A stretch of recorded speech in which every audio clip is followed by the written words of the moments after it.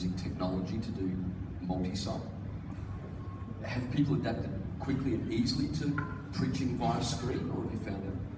You know what, if the leader, in other words, if it's a campus pastor, if they believe in it, the people will believe in it. If they don't believe in it, the people don't believe in it. And to be honest with you, my experiences, our experiences, usually, like you're talking live and it's a great experience, but the people who are watching on screen, because people are so used to screen, movies, television, computers, whatever, the people who watch you through screens are actually more buoyant in their response than the actual people who are in the room. So, you know, if you've never used it or so on, you can easily think, oh, it's so impersonal.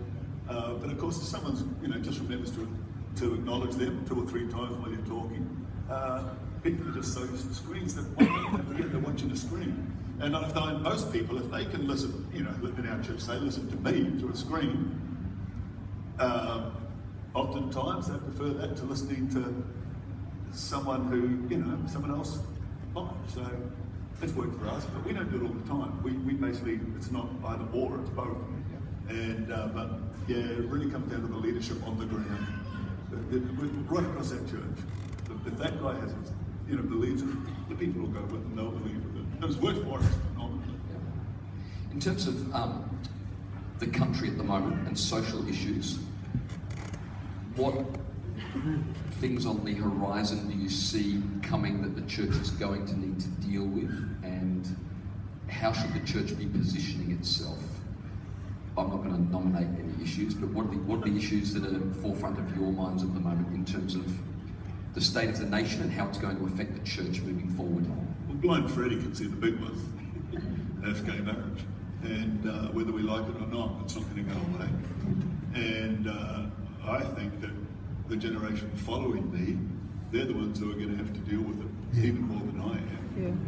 Yeah. And you know, we live by the word, and so we kind of know what the scripture says. And you know, in some ways we are conservative, traditional believers, and so we have to find a way of relating to a society which is moving quickly and not be pariahs, you know, and face that issue. I just really believe the younger generation, we're going to pray for them, because this is not going to ever go away, you know. And already in churches there's gay people who are a little bit militant, and you know, and my heart goes out to them in so many different ways. But it's a big, big issue for the church. We should pray about. We should basically have a response. We need to know where we stand, and people in our church need to know where we stand without, you know, basically high roading, you know, what's the word, you know, without sort of railing in some kind of a way. And those of us who are probably more influential in the country have got to deal with much more than other people. You know, I talk, if I can be real quick, about the world we live in, the way we live with, and the word we live by. So the word we live by, no one here wants to rewrite the Bible. We know what the word says, and I'm sure there's, you know, people will make, you know, people will always try to find a way of trying to, you know, adjust the Bible to whatever their issue is. So with this word we live by, we're not changing that. There's a world we live in which is changing all the time. And I don't know about you, but I want to connect with this world. I don't want to be a pariah.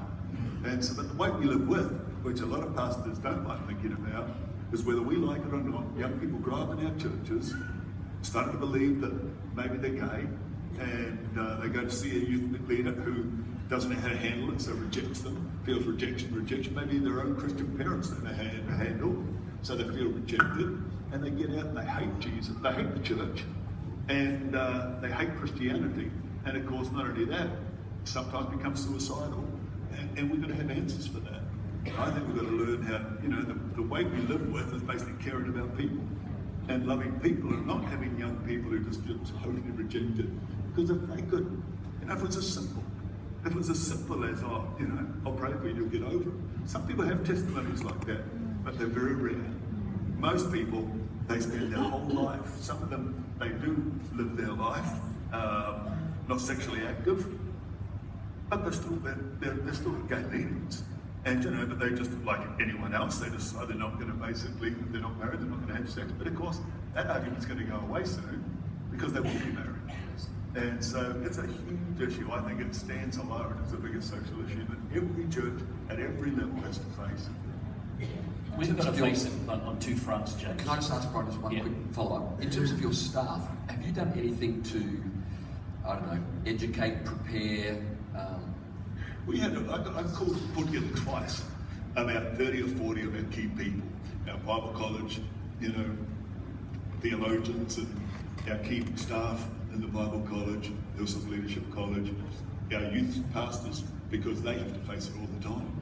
Our powerhouse youth pastors, which is, basically young adults, it's just a real issue. They're dealing with it all the time. Real people. That's what we've got to remember, these are real people. It's so easy to sit on your grandstand and just write people off.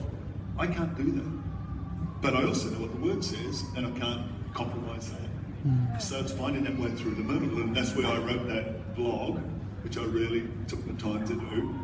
I love gays, and really took my time to write how I really feel about it, and got a huge positive response.